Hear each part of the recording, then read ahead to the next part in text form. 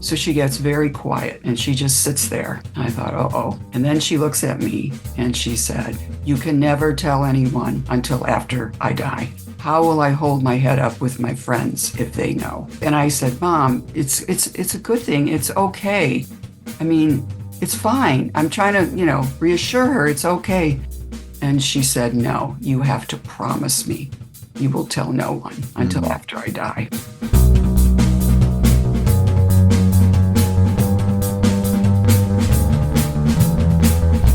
Hello and welcome to another episode of Bunny Hugs and Mental Health, free safe space for people to share and learn from others' experiences with mental health and addictions. I'm Todd Rennebaum, suicide attempt survivor and recording and a recovering substance abuser and your host. So glad you're here for another episode. I've got an amazing guest. Her name is Gail Lukasik. And if you have a family or know someone with a family, you might really enjoy this one. Gail has lived with a family secret. Well, her mother actually lived with a long-time family secret, and Gail found out about it later in life. And, well, I'll let her explain her family secret. But not just that, we talk about how family secrets can actually cause generational trauma and shame and guilt and all these things. So that's what this episode is about. Please be sure to check the show notes for Gail's links to her websites and books and things. And be sure to check out my website, www.bunnyhugspodcast.com. And check out all my links there for things like merch and buy me a coffee and that kind of stuff. But anyway, without further ado, I give you Gail. Well, this discovery started in 1995. I'm going pretty far back. I was between teaching jobs. So I teach on the college level. So I didn't have a job at that point. And I decided that I was going to do some research about my mother's father, my maternal grandfather, who has a very weird name. First name, it's Azima Frederick. He's from New Orleans. My mother's from New Orleans. So anytime I would ask my mom about her father, she would say something like, "Well, I really don't know much about him because my parents were divorced when I was 6 and I didn't grow up with him." So as a child, I accepted that. Also, there were no photographs of my grandfather, which I thought was odd. So I thought, you know what? I even asked my mother, "When was he born? When did he die?" "I don't know." And so I thought that was strange. So I decided I was going to do my own research. And it's 1995, so there's no ancestry.com, right? In fact, there's Right. very little internet. So I had to do my research into the family tree the old-fashioned way, meaning I had to drive to the family history center that was closest to where I live. And so that's what I did. And I started going through census records because I figured that would help me. However, I didn't know when he was born or died, so I was there a long time, but I was looking at Louisiana. And finally, and it was on microfilm. So going through all these, how tedious that can be. So anyhow, Microfiche. yes, microfiche. So anyway, 1900 Louisiana census, I see Frederick. That's the last name first. That's what I see first. And Frederick ends in a C, not a K. And I knew this had to be it because my mother said, if it ended in a K, that would make us German. And we're not German, we're French. So, okay. And then at the bottom of the line of Fredericks, I see Azima. Now, who else has got that name? It has to be my grandfather. So in 1900, I think he was 2 or 3 years old. So I'm looking at the names and I noticed something I was questioning. Beside each name was the letter B, and I didn't know what that meant. So I went to the head of the column, and it said that was the column for race. So I'm going, wait a minute, B, does that mean black? So I'm thinking, well, back then would they use B? So there was a woman that was helping us with our research, and I went up to her and I said, I just found my family, my grandfather, and for race, they have B. Does that mean black? And she goes, "Oh, yeah, those were all copied. That's what it means." And then, to my shock, she launches into all these racial slurs while I'm just standing there and using the N word repeatedly and referencing a certain type of candy that begins with N candy, which I've never heard of before. And I'm just standing there and she's sort of giggling and laughing as if I'm in on this joke. And then she ends up by saying, "Oh, you must be the person with all the slaves in your family." And I go, "What is happening here?" So I don't know what this woman's talking about. So I go back. You're a legend there. Oh, you're the slave person. Yeah, I know. I mean, I've never been there before. So, I put everything away, I file it away, and I get out of there really quickly. It's January. I live in the Midwest, so it's cold. And I'm sitting in my car. I don't leave right away. I'm just sitting there and I'm looking at myself in the rearview mirror and I'm going, first of all, what just happened? And who the heck am I? Hmm. Am I still the white woman that entered that center? Am I not a white woman? I'm a white woman with black ancestors.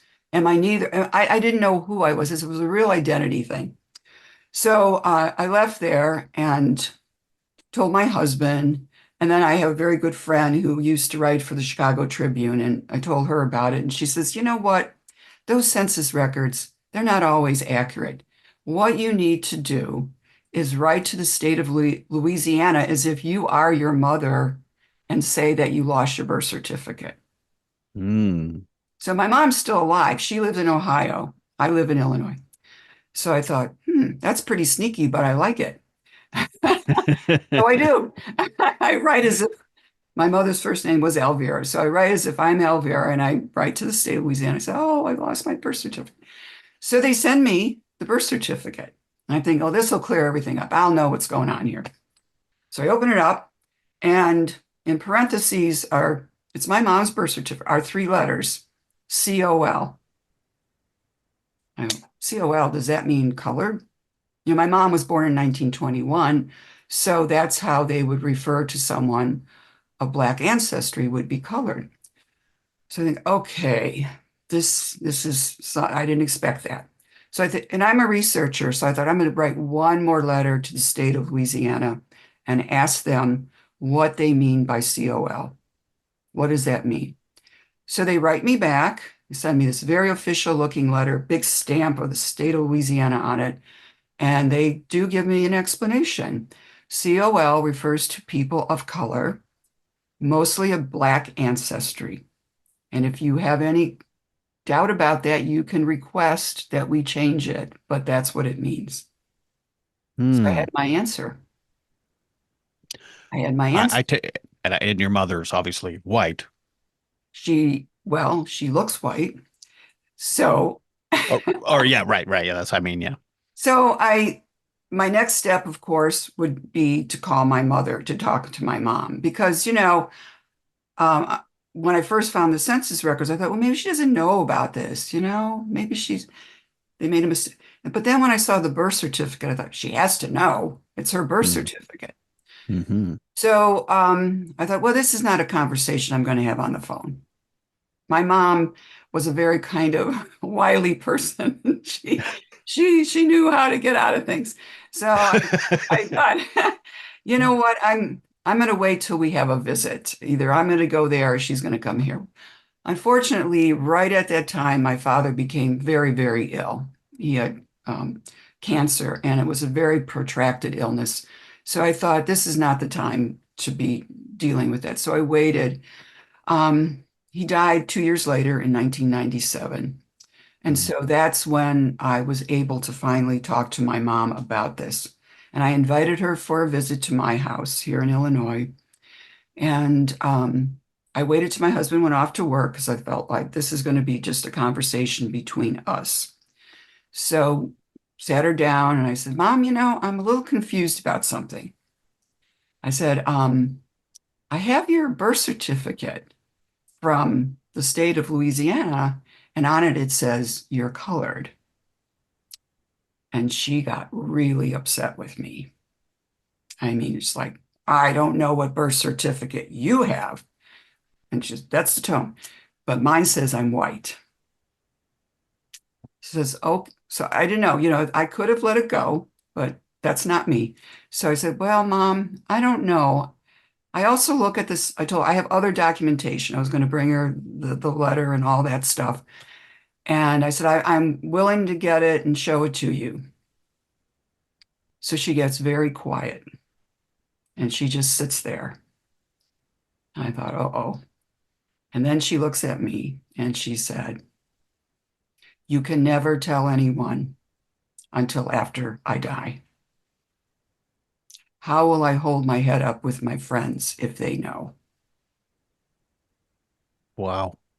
Yeah, I was shocked. Really, and I said, Mom, it's a good thing. It's okay. I mean, it's fine. I'm trying to, reassure her it's okay. And she said, no, you have to promise me you will tell no one until Mm. after I die. So I thought she was really upset. I thought,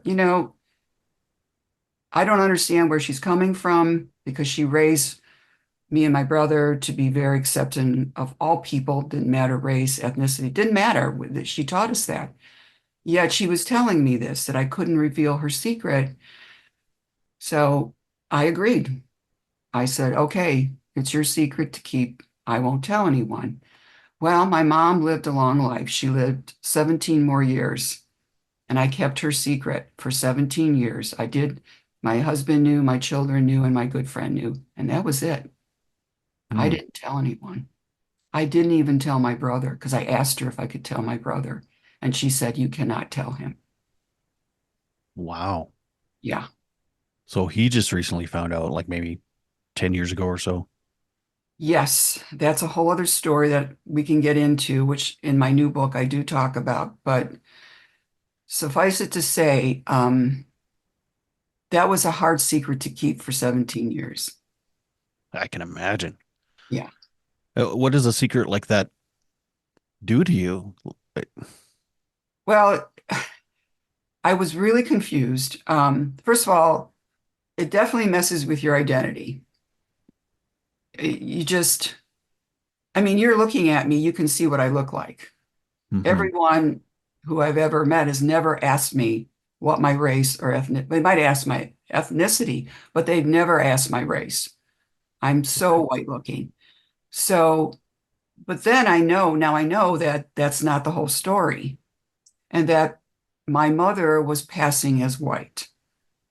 So my father's already deceased, so he more than likely didn't know either.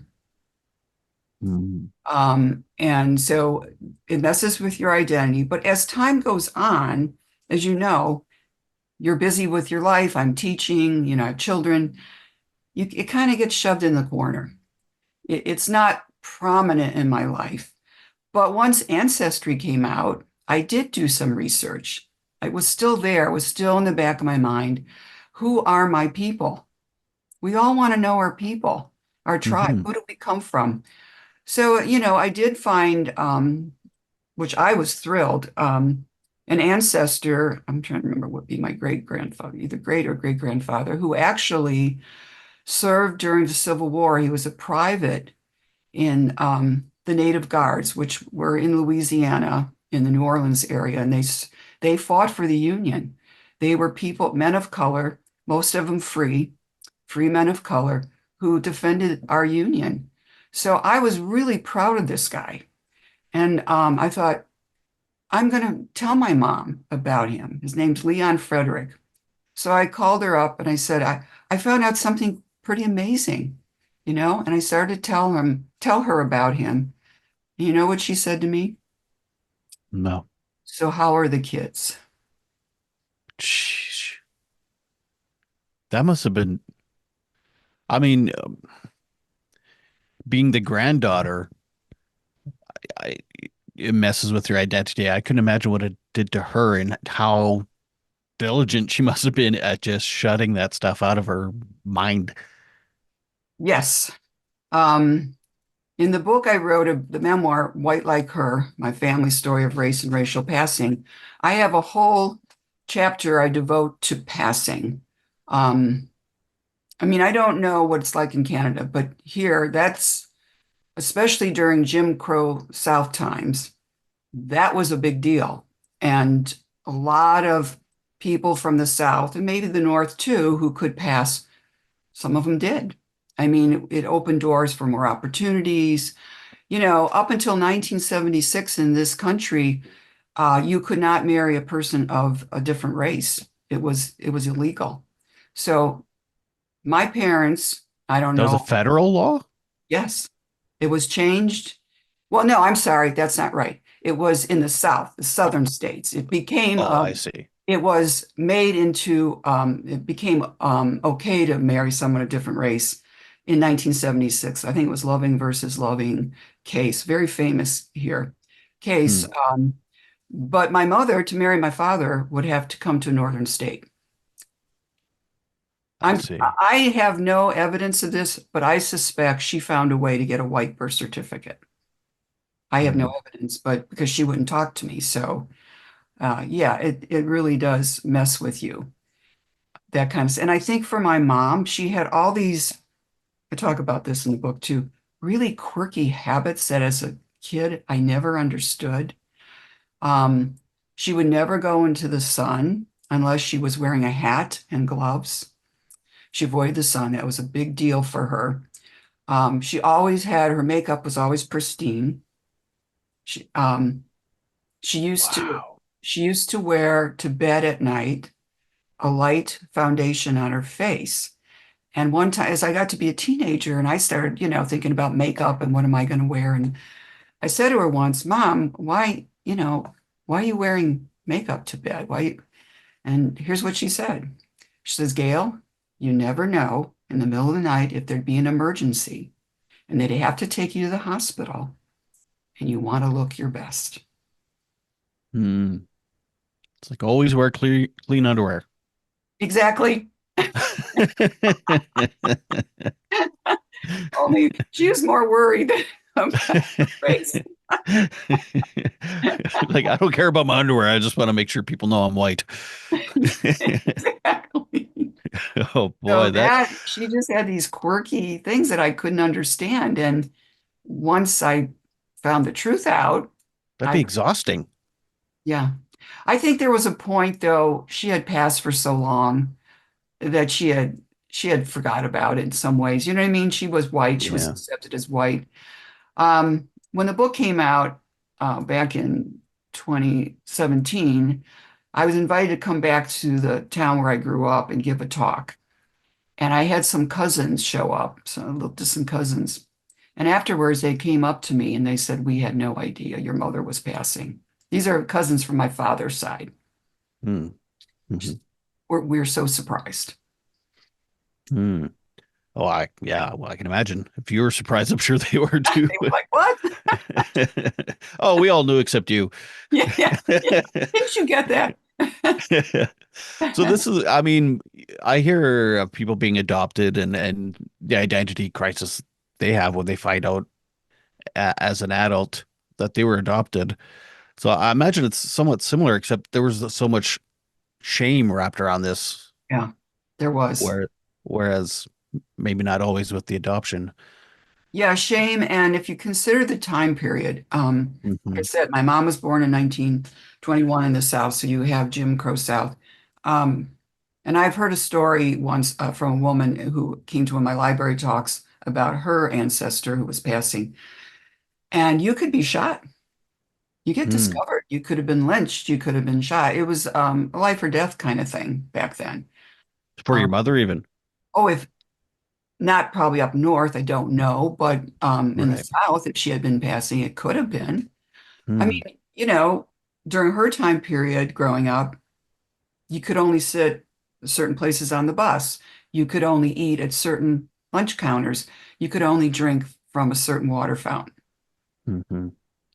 Do you ever find out um kind of the story about your grandmother and how that relationship was with the black gentleman or Well, here's the interesting thing. Now, my grandmother was very fair.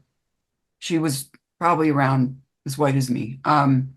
However, I think it's the 1930 census. She's listed as mulatto. So, yeah, which is colored. Yes. Well, not it can be a blend, like mixed race. The way today we Oh, would say mixed race. So she was marked as mulatto.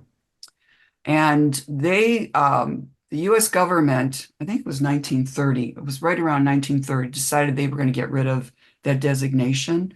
You know, there's all kinds of is it that way in Canada? Are there all kinds of racial designations for people? I, I try not to fill out paperwork, so I don't know. That's smart. Probably there's, well, I know, well, especially with like indigenous people in Yeah. the Canada, I know there's options and things, and I don't know how they figure it out or how they label it or divide it, but yeah, there's definitely, yeah, that stuff. So what happened is in 1930, the government said, no, no, we're not going to do mulatto anymore. You're either black or white. So Oh. in the South, if what they decided to do, because they were getting nervous about these people who are trying to pass, Hmm. uh, they had the one drop rule. And that meant that if you had only one drop of African blood, that made you black. Wow. Yeah.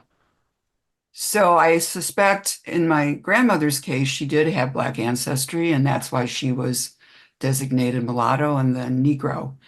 So yeah, it was pretty Oh. strict. I don't know if you have history buffs that listen to the podcast, but I found this interesting. Louisiana decides in 1970 that, oh gosh, that one drop rule is really strict. We're going to do a mathematical formula to decide whether you're black. So they Oh. come up with if you're 1/32 black, you're black. Wow. Yeah. This is how So, nervous they were. Uh, wow. yeah. Yeah. And also, they wanted to keep minorities down. They didn't want to give them opportunities. This was another way of controlling minorities in the US. Hmm. Yeah. So I'm guessing through your mother's eyes, she was doing you and the rest of the generations below her a favor by passing us white. It's like this is you know, I'm trying to make a better future for you because I know what happens if you're considered black. Yeah. Absolutely 100%. I think that's Yikes. how she thought. Absolutely. And I always joke about when I give talks, she found the whitest man in Ohio she could find.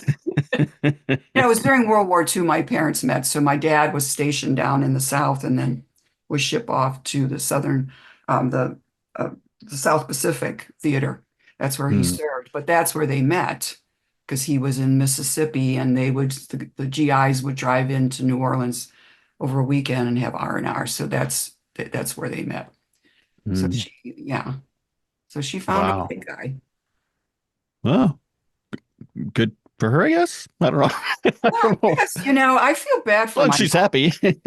Well, I feel bad for her when I really think about it, is that she could never be her true self. She Yeah, could never be absolutely. who she really was. She had to hide it. The only relatives that of hers that could visit us were what we call passable. In other words, they could pass for white, being like my grandmother. She came to visit, and my mother's sister came to visit. She was passable, though she did marry a mixed race man. So, how sad. That's very Oh, sad to me. so was her sister also mixed or Yeah. Yeah. But oh. that's Aunt Shirley. Aunt Shirley married we called him Uncle Red. He was a mixed race man as well. He was a colonel in the Air Force, so they traveled all over. But their children were not passable. They didn't look passable. Hmm.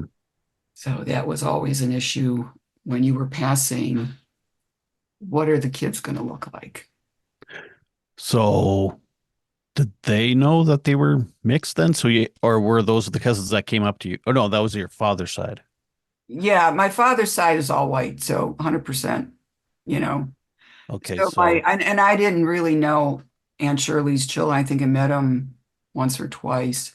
I mean, they looked mixed, but, and I'm sure to my father, he probably was thinking, well, that's from Uncle Red's side. Do Oh, you know? so Uncle Red didn't hide. No, Oh, because I see. Or, he was yeah. out in the open. Hmm. I actually have mixed race cousins.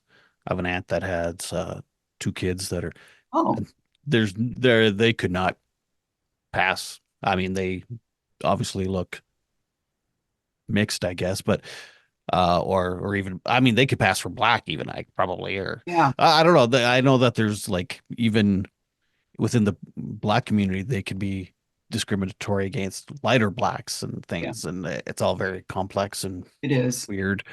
Um, but I grew up in a very small town in Saskatchewan, Canada, and I remember my cousins coming to visit. Um, when we were little, we go to the park, we go to the pool, and I mean, it was like almost like cars screeching to a halt. Introducing the timely children's book, Sometimes Daddy Cries. The visually stunning book is told through the eyes of a boy whose father suffers from depression. He sees his dad get sad, rest, and even go to the hospital, all while comparing his father's depression to a physical ailment.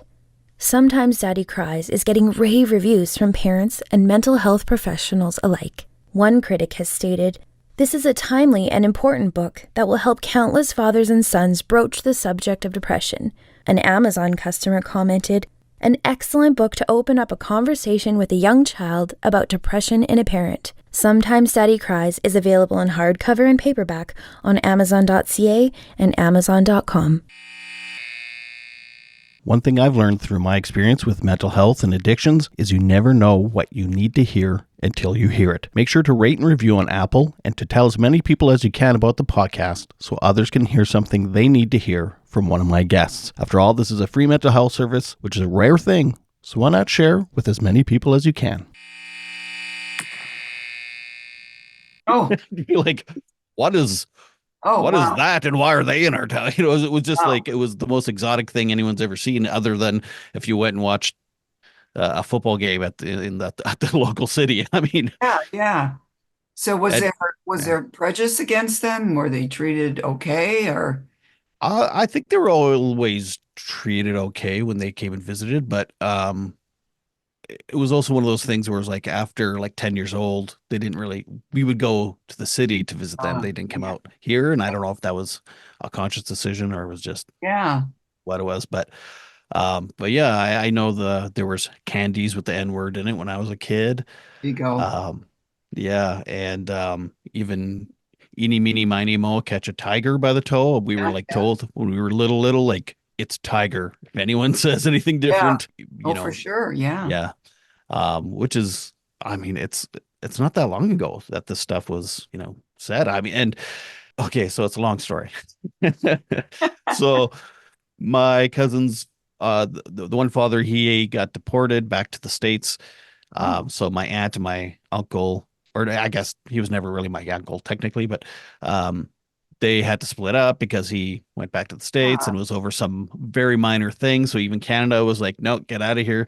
oh, Um, and they've kind of reconnected a little bit in later life. And she went and visited him, and this is what my mom told me, that walking around, I think it was in Atlanta, somewhere in Georgia, there were still people saying the N word to them as they're walking down the street together, yeah. which is bananas. Yeah, it's not good. Yeah, that's that's bizarre to me. I mean, Yeah. so I kind of, I guess I get why your mom would do that. Mhm. It just breaks my heart. Like you said, like it's so sad that she couldn't just be herself. And yeah. Have you And ever met any of sorry, go ahead. I'll ask the I was question going to once you're, say, I've been asked, well, when you found out, were you angry with her? And I was never angry with my mother. I understood totally what she did and why she did it. The only thing I feel is tremendous sadness that once she knew I knew and she knew I was keeping her secret, why couldn't she talk to me about it? That we could have had such a closer, much closer relationship. She could have told me what she went through, how hard it was for her to do this, what she was thinking. Um, But on the other hand, I tell myself, well, had she done that, you never would have been on Genealogy Roadshow and you never would have written a book. So, Right. so it's just the way it turned out. But, yeah, maybe it was just too painful for her to talk about. I think so. Mhm. Have you met any of your black branch of the family? Yes. Okay, here's the other amazing part of this story. Are you familiar with PBS's Genealogy Roadshow, which used to be on? It was on for a few years, I think 4 or 5 years. Anyway, Yeah, we I'm were. familiar. Oh, okay. So anyhow, in it's not Finding Your Roots because Finding Your Roots is the famous people. Right, right. Genealogy Roadshow were ordinary people like me.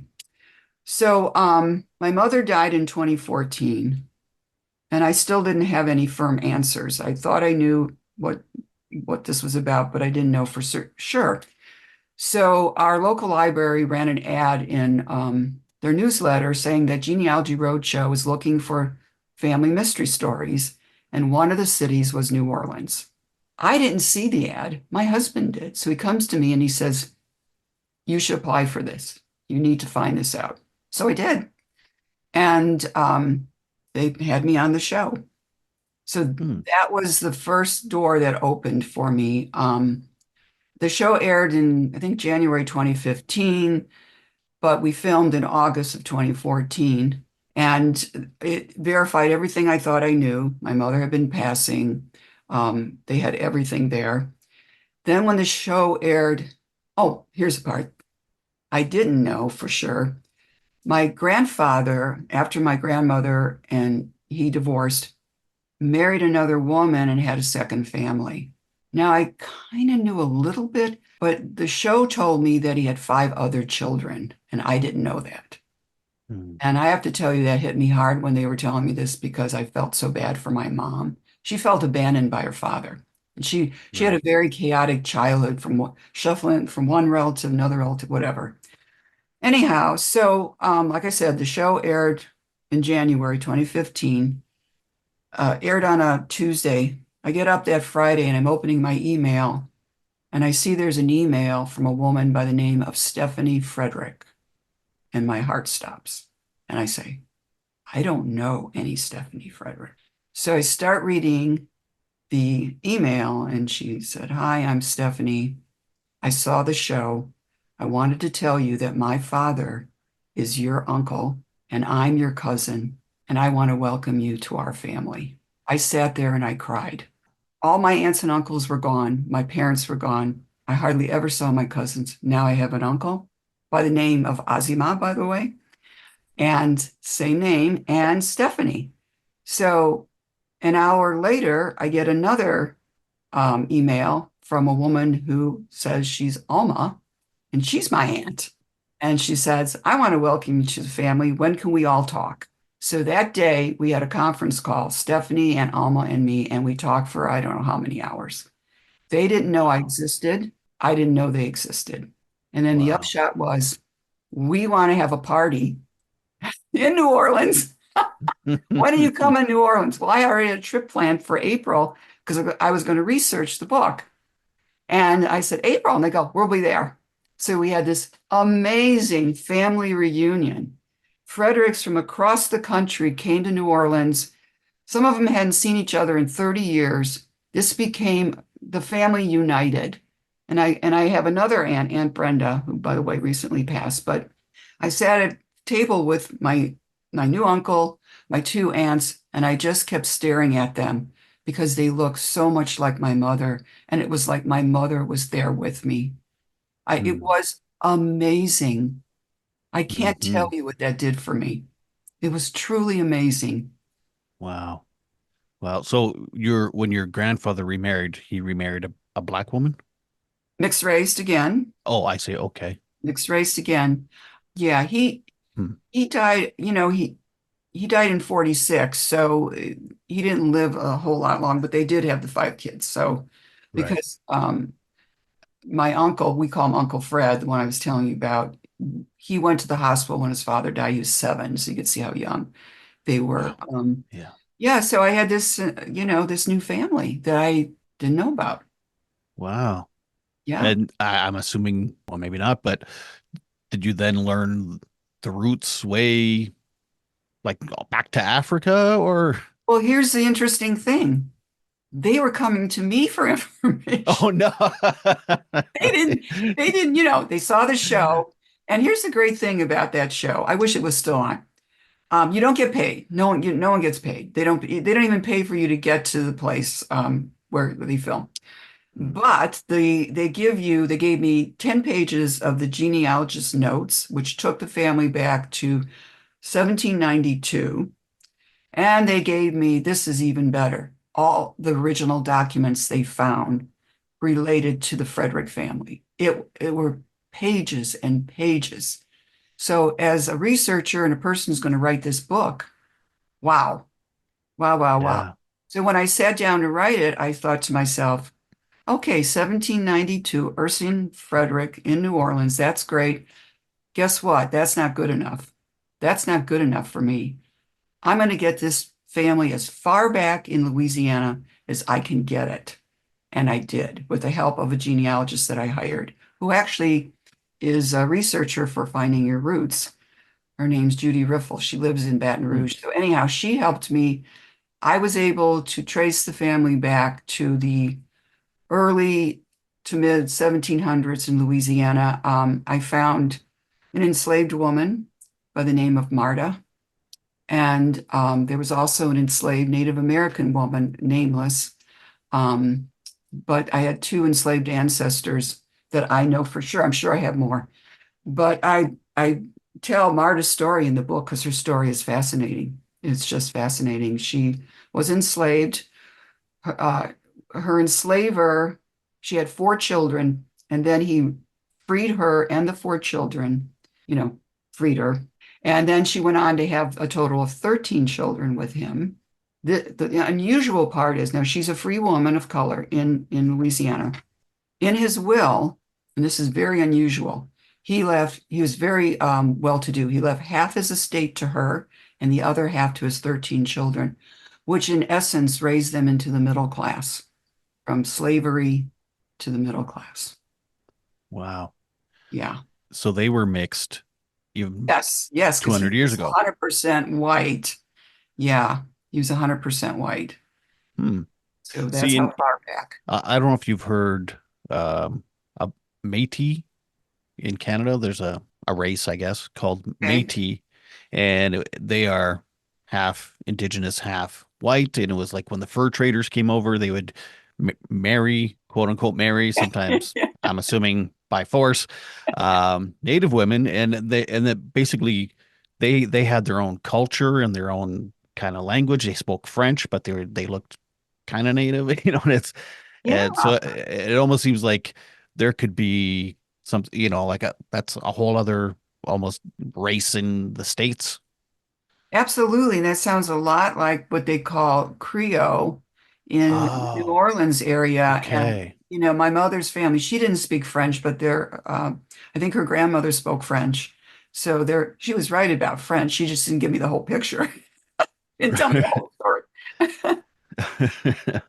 Well, I heard they came from Canada. That whole, no, that's The Cajun. Cajuns came from, Cajun. Right, right, right. yes, right. Hmm. You were using the word mulatto earlier. Is that a derogatory term now? Am I wrong about that? It's not used anymore. Okay. Yeah, So, it's not, it would have been derogatory. And I think the derivation is mule. People can check me on that. If I'm wrong, I'm sure someone will tell you. right. I'm always getting told when I'm wrong. You got that wrong. Oh, that's fascinating. So now do you feel less like you know your identity now? Like you're not kind of just like who the hell I thought I knew who I was, then it went to who the hell am I to Yeah. oh, now I'm this whole other person. Well, it's a great question, really. It took me, I don't want to see. So I found out once the book came out, I was still uncertain of who I was. People were, every time I would give a talk, they go, so what are you? So or how do you identify? It would either be rude, what Right. are you? Or how do you identify? And for the first few years, I would say I'm a white woman with Black ancestry. in my new book, I talk about this. And then I got, this was early on after the book came out. I got really skewered on, this was after I was on the Megyn Kelly show and I talked about it on Amazon by a Black woman, really took me to task. And she hadn't read the book, but she said, Black people should not read this book. Do not read this book. And she was very upset with me because she thought I didn't honor my Black ancestry. Now, she hasn't read the book, and I do honor it, but I kind of knew where she was coming from. But I have to tell you, there's always someone upset with me, however I identify. Right. I mean, I gave a talk in St. Louis early on, and a Black woman said to me, so how do you identify? And I gave that answer, white woman with Black. And she looked at me and she said, well, I'm the president of the Black Caucus in St. Louis, and that is the only answer you can give, because any other answer would have been wrong. And I thought, okay. You know, race is touchy. So I realized early as I went through this process of identifying, I'm always upsetting someone. Yeah. And it has more to do with them than it really has to do with me. Right. Right. So then Right. I'm going along years, first few years of books out. I end up on this podcast, My American Melting Pot, to talk about the one drop rule and my racial identity. And there was another woman who, like me, very white looking, who had a Black grandfather. So we got to talking about that. And the host said to me, as I was telling my story, she says, you know, in a way, you're kind of like an ambassador, how did she put it, of Blackness for white people, an ambassador to explain Blackness to white people. And I thought, well, I didn't choose that role. And if that's what's happening, I didn't think about that. After the show, I thought a lot about it. I thought, you know, in a way, she's right. Because the majority of my talks, when I'm in person, it's usually a white audience. Now, sometimes it's mixed. It just depends where I'm at. And I thought, am I doing a disservice to my Black ancestry? You know, I have an enslaved woman. Look at my mother, what she went through in Jim Crow South. Look at my ancestors, what happened to them. So I thought long and hard about it. And there's a little perverse side of me too that I like. Oh. Yes. And I thought, I'm not going to identify that way anymore. I have Hmm. and even if you do my DNA, I have 7 to 9% African. 79. 7 to 9. Depends Oh, where, okay. not 79. You Sorry. wouldn't be this way. Anyway, so I thought I'm no longer going to identify as a white woman with Black ancestry. I'm going to say I'm a mixed race woman. Let them figure it out. And so I love getting up in front of an audience, looking so white and saying, I consider myself mixed race, and here's the reasons why. And I think it's makes people think, at least I Hmm. hope, that they start thinking about race a little bit differently, that we kind of see it because it really is a social construct. Though we don't live that way, we really don't live that way. There's so much racism and bigotry, you know, in my country, in the US, we don't live that way, but it is a social construct. So anyhow, that's how I'm identified. I wrote an article for the Washington Post about this right around the time that we did our census in the country, because it was the first time I was able to identify as a mixed race person, and I did. Do you no one argues with that identity anymore, or do you still No get one that? has said anything much. You know, COVID came in, so I didn't do a lot of in person, Ah, and you know, but I probably will be yeah, doing more, and I will identify that way, and I'm open to a discussion. I'm yeah, open. yeah. Usually my talks at the end, we have really good discussions about race. And Right, that's the purpose of this. That's part of the reason I wrote the book. You know, right. all these designations, what do they really mean? Yeah, I know that I've talked to some Métis folks in Saskatchewan here. And some people are technically Métis because they're half white, half indigenous, but they didn't grow up in the Métis culture, so that's a whole other complex thing. It is. Um, and they quite kind of like what you're saying, white people didn't really accept them as fully white. Native people didn't fully Yes. accept them as fully, indigenous. And then, yeah, you're kind of like this lost, you're kind of in between things. And so I can only imagine how your parents felt, especially 100 years ago, Yeah. being mixed race. I Yeah. Once the book came out and I did all these appearances, I was getting a lot of emails from people who are mixed and saying the exact same thing you're saying. Some would say, the whites don't accept me, the whites don't accept me, the blacks don't accept me. I'm in this limbo place. think Um, my cousins get that a lot, actually. yeah. And I Yeah. think that's true. I think that's hard. Yeah. Yeah. You're interested in identity. I mean, how do you do identity? Part of your identity is your tribe and your culture. Am I right? I mean, I'm going to defer to you on that. That's my Yeah. impression. In my new book, What They Never Told Us, True Stories of Family Secrets and Hidden Identities Revealed, I talk to people who have these family secrets. All their stories are in there. I have a whole section on adoption. I have a whole Mm. section on donor conceived people. I have a whole section on race and ethnicity. And they talk about trying to find their tribe. If you find out, I'm jumping topics here, but if No, you it's good. find out that either your mom or your dad or both are not really your blood parents, it doesn't mean you don't love them anymore. It just, all these people want then to find, so who are my blood parents? And what does that mean to my identity? And some of Right. them had a black ancestry, and when they would go out in the real world would say, "You're not what you're saying you are." And then they would go home and their parents would say, "No, no, no, you're white. You're white. You're our son or daughter." So that's crazy making. Right. Okay, I have so much I want to say now, but We could talk uh, for hours, Todd. It could go yeah. on and on and on. Well, just quickly, I wanted to make the point that with mental illness too, there's that family secret where it's like, I have an aunt that I didn't even know I had an aunt, and she was like, they put her in a psych Yes, ward for yes. 50 years or something, or say with a parent or whatever. Um, so there's shame kind of all Shame. around that too. But Yeah. I wanted to mention in Canada here.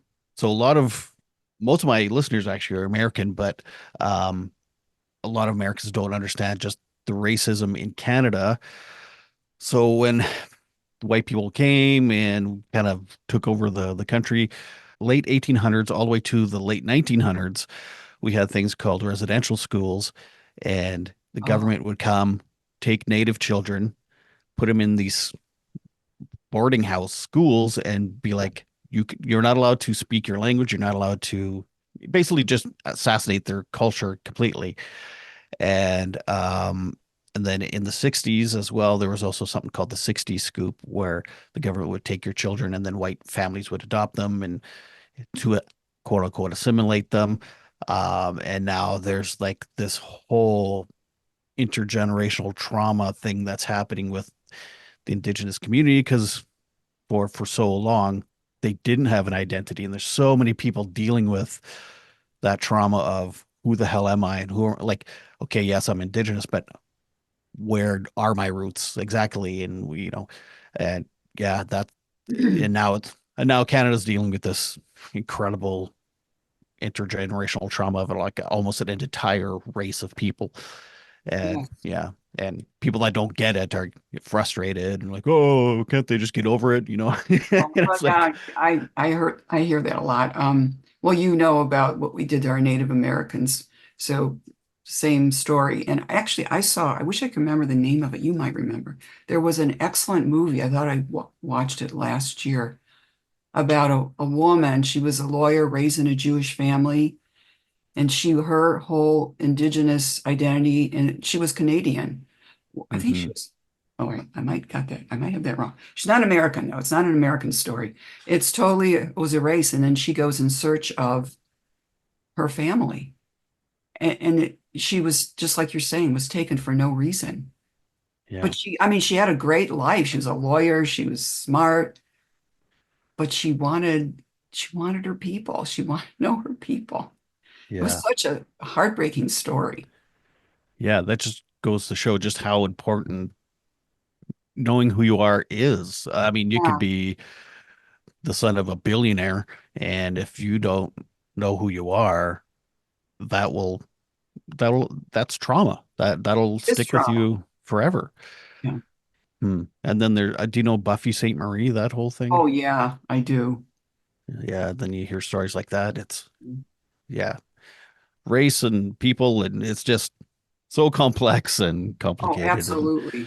Absolutely. yeah, Yeah. and I agree with you that well, when you identify as something and someone else doesn't agree with it, that's really their problem. Yeah. Took Um, me a while to get to that place. as long as you're being truthful of like, Yeah. No, you're not Buffy St. Marie.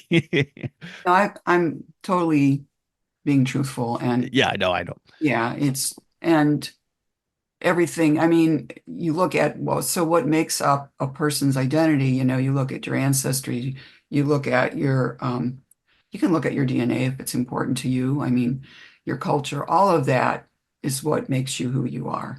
So yeah, but Mhm. you're so right about the shame because that comes through in this new book. The shame, that's why all these secrets are kept. It's shame, usually shame. There's some kind of Mhm. element of shame in it. Yeah.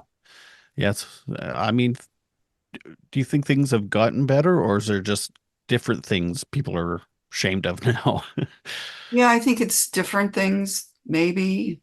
I mean, I told you about adoption and that there was a lot of shame because there was this baby scoop era in the 60s, and I talk about that in the book. Hmm. Because sexual mores were starting to change in here in this country, and women were unwed mothers, were having sex and having babies, and their parents were horrified, and that got to get rid of that kid, get adopted, and there was no abortion. So, all these children were adopted and all had to do with shame.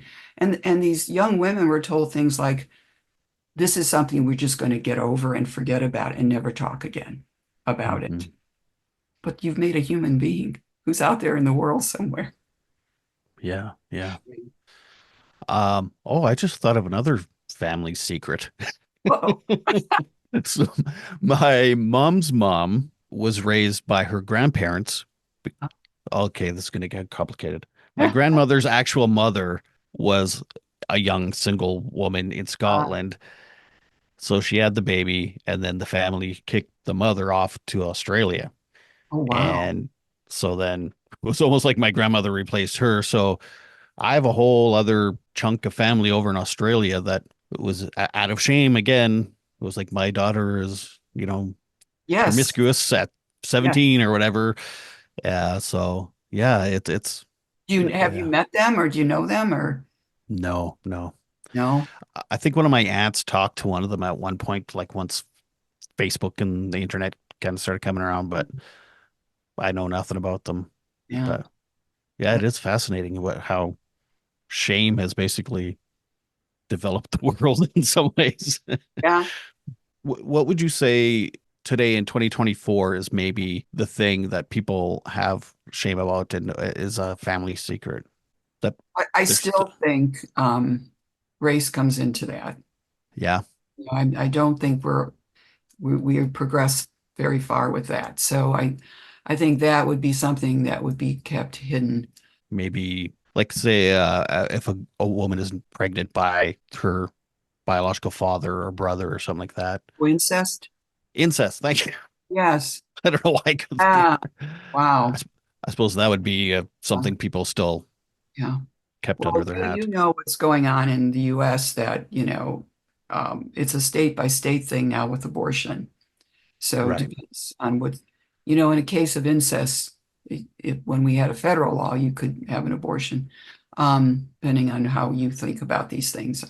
That's an individual choice for everyone.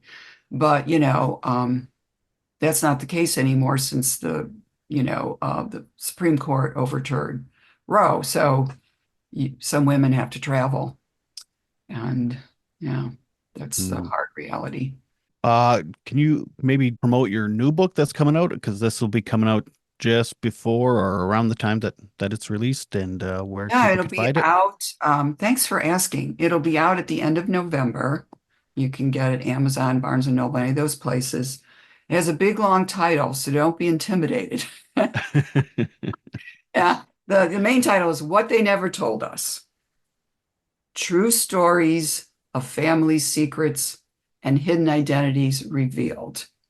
So, you could just, Google my name and White Like Her will come up and all these. I started out, I actually started out as a poet, but then I started writing mystery novels. So I do write mysteries as well.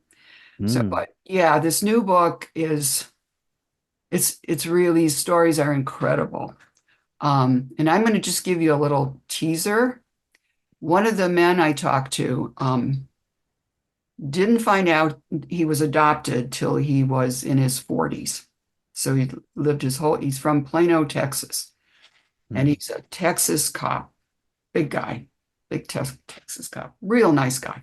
So he finds out because DNA does the DNA thing, goes up on Ancestry, and suddenly some woman is contacting him and his wife through Messenger saying, I think you might be my nephew. So he kind of dismisses it.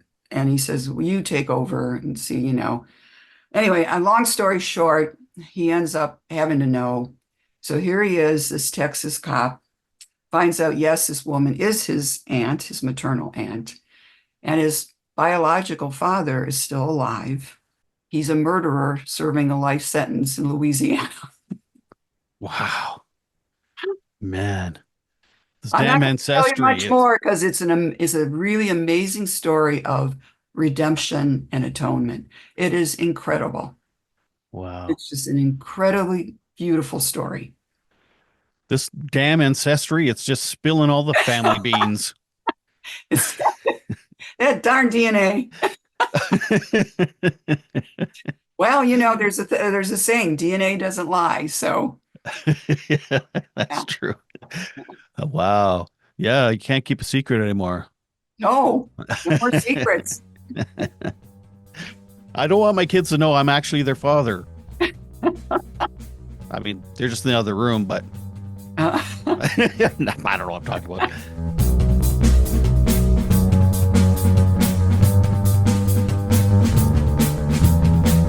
Thank you so much, Gail. We had a really nice time talking with each other. We got along really well. She said she had fun, and that was nice to hear. I like when people have fun talking about their traumas with me.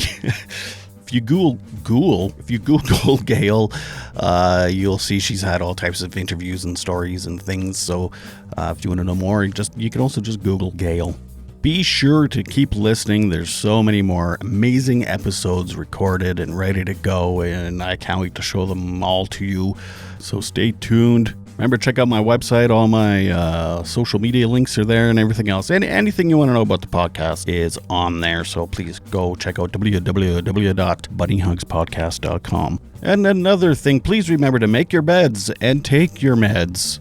Bye.